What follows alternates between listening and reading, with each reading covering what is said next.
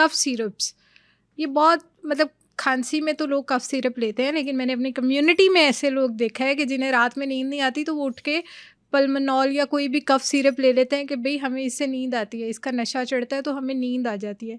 तो ये cough syrup सारे ही इतने मतलब एडिक्टिव हो जाते हैं लोग इसके, कि ये कुछ ब्रांड्स हैं या कुछ कंपनीज हैं जिनके कफ सिरप ज़्यादा खतरनाक है, उनसे हमें अवॉइड करना चाहिए। देखिए सारे लोग ऐसा नहीं है कि सारे लोग दिमाग का इस्तेमाल नहीं करते, कुछ लोग दिमाग का भी कर इस्तेमाल लेते करते हैं। हैं। वो कहते हैं कि बजाय इसके कि हम नींद के लिए कोई और ऐसी दवाई खाएं जिससे हमें नशा हो और आदत लग जाए, तो हम कफ सिरप इस्तेमाल कर लेते हैं। कफ सिरप बेसिकली एडिक्टिव नहीं होते, हम्म, लेकिन कुछ कफ सिरप पहले माजी में ऐसे पाकिस्तान में बनते रहे हैं और उनके बहुत ज़्यादा मशहूर भी हुए हैं वो अपने साइड इफ़ेक्ट्स की वजह से। हम्म, तो जैसे टाइनो एक कफ सिरप आता है, अभी भी काफ़ी सारे कफ सिरप हैं हम्म, जो चल रहे हैं और वो वाकई सीएनएस को डिप्रेस करते हैं, जिससे गनुदगी होती है हल्की फुल्की। हम्म, मैं कंपनी में काम कर रहा था तो वहाँ पर कफ सिरप बनते थे, बहुत मशहूर कंपनी है, मल्टीनेशनल कंपनी है। तो मैं क्वालिटी कंट्रोल डिपार्टमेंट में काम कर रहा था, तो मुझे पहले बहुत ज़्यादा प्रॉब्लम था एज़मा का, हम्म, जिसको हम दमा कहते हैं उर्दू में। तो मुझे पता था कि ये जो कफ सिरप है ये मैं एज़मा में इस्तेमाल करता हूँ तो इससे बड़ा अच्छा रिलीव मिलता है मुझे। तो मैंने वहाँ से वही कफ सिरप लिया, अभी वो बिल्कुल फ्रेश मैन्युफैक्चर हुआ था और वो उस बेल्ट कन्वेयर बेल्ट पे चल रहा था। मैंने वहीं से उठा लिया और मैंने कहा चलो मैं जाके पीता हूँ और मुझे इससे ना कोई आधे पौने घंटे में आराम आ जाए। मैंने उसके 2 चम्मच कंज्यूम कर लिए उसी वक्त लैब में ला के और मैं बैठ गया साइड पे। तो कोई 15 मिनट गुजरे होंगे कि तो मुझे चक्कर आना शुरू हो गए हम्म, और मुझे इस तरह लगा कि जैसे मैंने कोई नशा कर लिया, चीज़ें घूमती हुई नजर आना शुरू की। मैंने कहा यार इस सिरप से तो मुझे आज तक कभी ऐसा कुछ नहीं हुआ। तो उस वक्त फिर मुझे एहसास हुआ कि ये फ्रेश सिरप है जिसे मैंने पी लिया, इसको मार्केट में जाते हुए अभी महीना लगना है और इसकी एफिकेसी कम होनी है। तो कफ सिरप ऐसे हैं हाँ, जो आपको सिडेट करते हैं।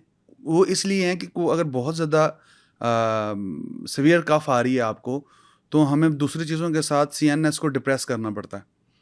जो सेंट्रल नर्वस सिस्टम है हमारा वो डिप्रेस होता है, क्योंकि कफ हमारा रिस्पॉन्स है टूवर्ड द जो भी म्यूकस एक्यूमुलेट हुई है हमारे ट्रैकिया में। तो ये हमारा सीएनएस का रिस्पॉन्स है उसको क्लियर करने के लिए। तो हम सीएनएस को फिर डिप्रेस करते हैं कफ सिरप के ज़रिए। तो जब सीएनएस डिप्रेस होता है तो उसके साथ एक साइड इफेक्ट ये है कि सिडेशन हमें होती है, हम्म, गनुदगी हमें होती है। ठीक है, तो ये ज़ाहिर है फिजिशियन का काम है कि उसने इतनी क्वांटिटी देनी है पेशेंट को कि उससे कफ तो डिप्रेस हो लेकिन उसको सिडेशन ना हो। लेकिन ऐसा बिल्कुल मुमकिन नहीं है कि कफ सिरप से एलोपैथिक कफ सिरप बहुत अच्छा हो और वो 100% कफ को डिप्रेस भी करे और उससे सिडेशन ना हो। बहुत मेरे ख्याल में गिनती के 5-6 सिरप होंगे ऐसे उन 50 या 60 सिरप्स में से, प्रोडक्ट्स में से 5-6 ऐसे सिरप होंगे जो सिडेट नहीं करते हम्म, एलोपैथी में। लेकिन हर्बल में बहुत अच्छी ये ट्रीटमेंट है, बिल्कुल सिडेशन नहीं है, आपकी कफ बहुत अच्छी रिलीव होती है। बल्कि आपकी पूरी जो ये डिसऑर्डर है जिसकी वजह से कफ हो रही है, अगर आपको इन्फेक्शन है, हम्म, इन्फ्लेमेशन है गले के अंदर और कंजेशन है छाती के अंदर, तो वो बहुत एक ही सिरप से बहुत अच्छी रिलीव होती है। तो हर्बल में ये कैपेबिलिटी है। अभी तक एलोपैथी में इस तरह के कफ सिरप बहुत कम डेवलप हुए हैं, लेकिन वो फिर इतने इफेक्टिव नहीं है। हम्म, लेकिन बच्चों में जब हम जाते हैं तो हमें मजबूरन वही सिरप इस्तेमाल करने पड़ते हैं जो सिडेटिव नहीं है। फिर उनको इतनी अच्छी तरह आराम भी नहीं आता बच्चों को। इसी हम्म, तरह बहुत सारे एंटी एलर्जिक्स भी हैं। अगर कोई एंटी एलर्जिक ऐसा है जिसकी सिडेटिव एक्टिविटी है, इसको हम कहते हैं साइड इफेक्ट। उसका एक मेन इफेक्ट है, उसका एक साथ साथ एक और इफेक्ट भी चल रहा है जो हमें नहीं चाहिए। ठीक है, जो उसके साइड बाय साइड चल रहा है उसको हम साइड इफेक्ट कहते हैं। हम्म, तो वो भी एंटी एलर्जीज का भी ये मसला है। अगर उसकी बहुत ज़्यादा सिडेटिव एक्टिविटी नहीं है तो वो एंटी एलर्जी के हवाले से भी इतना ज़्यादा इफेक्टिव नहीं है। ठीक है, उसकी हम्म, रिपीटेड डोजेज लेनी पड़ेंगी।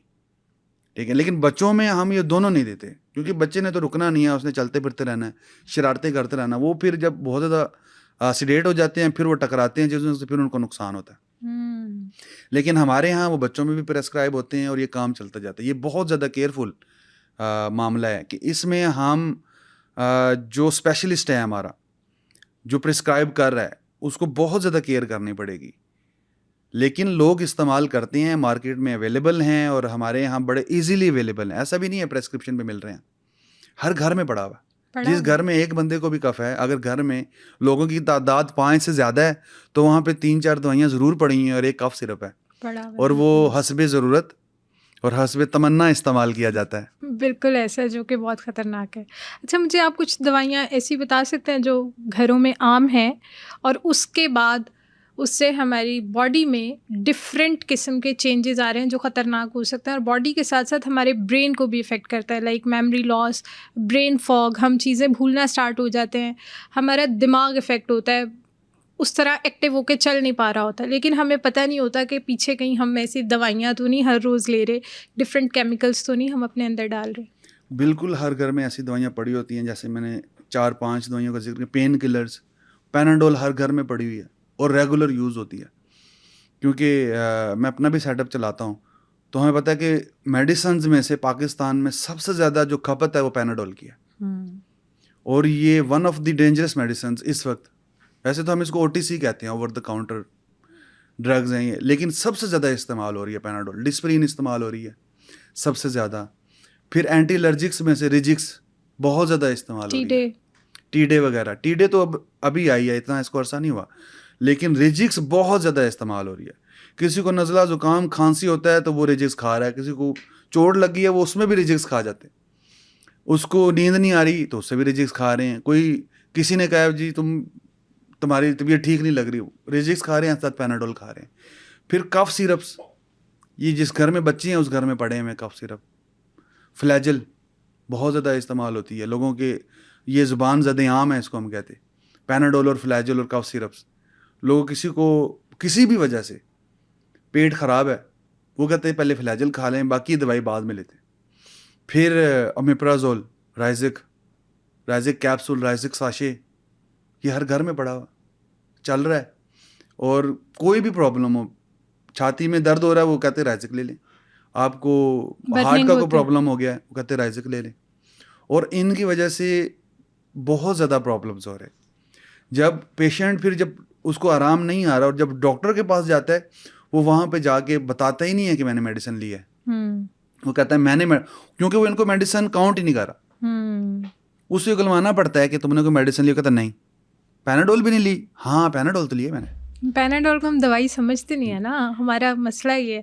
पैनाडोल के बारे में तो मैं बताऊँ, अक्सर अगर कोई बाहर जा रहा होता है ना, लाइक अभी रिसेंटली हम उम्रा करने गए थे तो हमें स्पेशली कहा गया था उथों दी पैनाडोल लेके आना, वो बहुत ही चंगी है। मतलब हम वहाँ से भी दवाई की डिमांड कर रहे हैं कि वहाँ से वो वाली दवाई ले आना, वो ज़्यादा अच्छी है। ये मैं आपको बता रहा हूँ ना, मल्टी नेशनल की क्वालिटी कंप्रोमाइज्ड है पाकिस्तान में, इसलिए पाकिस्तानी बाहर से इस तरह की चीज़ें मंगवाते हैं कि आप वहाँ से मेथिकोबाल के इंजेक्शन ले आएं। एग्जैक्टली। पैनाडोल, पाकिस्तान में 2 से ज़्यादा पैनाडोल खाएं आप, और वहाँ की एक पैनाडोल खा लें आप, तो ये इसका मतलब है कि इसकी तो क्वालिटी कंप्रोमाइज्ड है कि आपको 2 खानी पड़ रही हैं, और ये दवाई समझी भी नहीं जा रही। सबसे बड़ा प्रॉब्लम ये है कि इसको दवा हम कंसिडर नहीं कर रहे, हम नहीं कंसिडर करते। ये बहुत बड़ा प्रॉब्लम है। और इसकी वजह से बहुत ज़्यादा प्रॉब्लम हमें, जो हमारे ऑर्गन अंदर जो चीज़ें हैं, ये जहर इकट्ठा हो रहा है। अल्टीमेटली जब हमें कोई मसला हो जाता है इसकी वजह से, वो भी प्रॉपरली डायग्नोज नहीं होता कि इसको किस वजह से मसला हुआ। मरीज़ बताते ही नहीं है कि मैंने बड़ी ज़्यादा पैनाडोल खाई है, मैंने डिस्प्रिन खाई है, मैंने कफ सिरप बहुत ज़्यादा इस्तेमाल किया है, वो नहीं बता रहा। वो इसको मेडिसिन नहीं समझ रहा। जब वो इसको मेडिसिन नहीं समझेगा तो आगे जब वो इलाज करवाने जाता है तो MBBS डॉक्टर को कोई इल्हाम तो नहीं होना कि इसने क्या चीज़ खाई है, इसको क्यों मसला हुआ है ये। तो फिर वो अपनी दानिश के मुताबिक जो हो सकता है वो करता है, और उसकी वजह से फिर हमारे डायग्नोसिस प्रॉब्लम्स भी आते हैं, प्रेस्क्रिप्शन एरर्स भी होते हैं, और मरीज़ों को बहुत ज़्यादा नुकसान भी होता है। मरीज़ कहता है इस डॉक्टर से मैंने आराम नहीं आ रहा, फिर उसको ज़्यादा ख़तरनाक मेडिसिन देनी पड़ती है, ज़्यादा एफिकेसी वाली मेडिसिन देनी पड़ती है, जिसमें जो ज़्यादा जहरीली हो, आसान अल्फाज में मैं यूँ समझाऊँगा, ज़्यादा जहरीली मेडिसिन देनी पड़ती है, फिर उसको आराम आता है।